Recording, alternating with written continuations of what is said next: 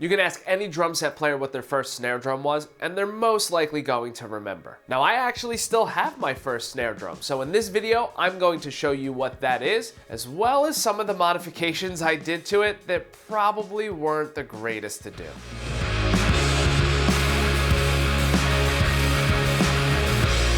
What's going on, everybody? Nick Costa here, and in this video, I am going to show you my very first snare drum, which was a 5x14 Ludwig Acrolite, also known as the Acrolite snare drum. Now, before we dive into this video, make sure you hit the subscribe button, as well as the bell notification.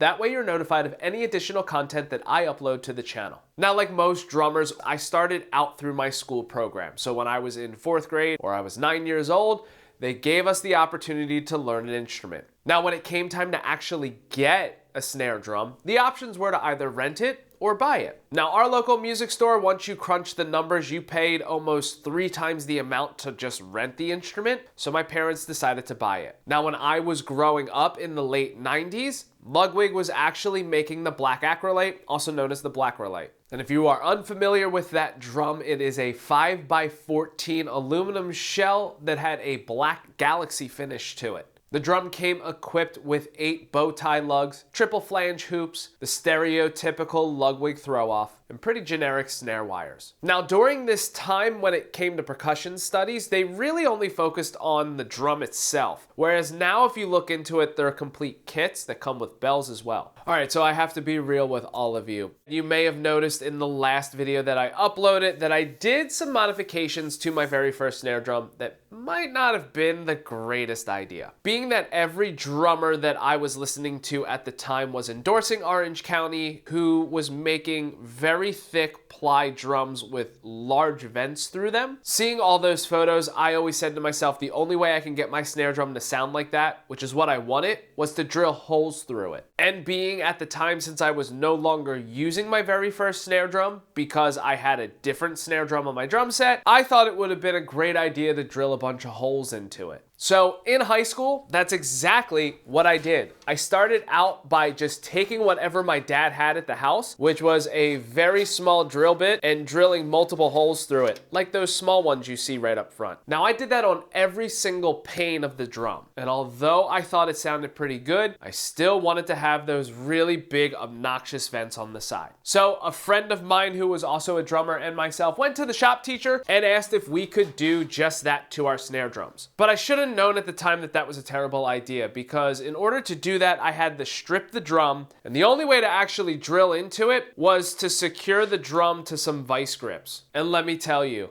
that drum went flying across the shop the first hole we tried to drill. But that didn't stop us. We still had to drill 3 more, and that's exactly what we ended up doing. Now, once everything was said and done, new heads were put on the drum, and since I was trying to get that Orange County sound, I wanted the drum to be as dry as possible. So of course, I put the heaviest, thickest head that I could on the top, which is the same head that's on it now. It's a Remo Weather King Power Stroke X. Now, once all that was wrapped up, I also thought the only way to make a snare drum sound better was to put 42 strands on them, because, you know, more is better. And that's exactly what I did. So there is a set of 42 strand Gibraltar generic snare wires on this drum as well. So now you might be saying, wait a minute, Nick, like you just showed us 2 different Acrolites, or did you just drill that one? No. So when I was in college, I actually realized what a terrible idea that was, and I decided to try and get a new drum that eventually I would restore. This drum itself actually has the original rocker heads that are on it. And when I was in college, not many people were freaking out over Acrolites just yet, so I was able to grab that drum for $80. But nowadays, if you decided you wanted to get a black Acrolite, you would pay a whole lot more for them. Unless, of course, you found one with 4 giant vents through it. So just like every other video that I do in regards to equipment, I'm gonna demo this snare drum for you, the one with the big vents in it. So if you are still watching this video and haven't turned it off in disgust because I drilled a bunch of holes into a drum, it's time for me to stop talking and let's dive into the demo.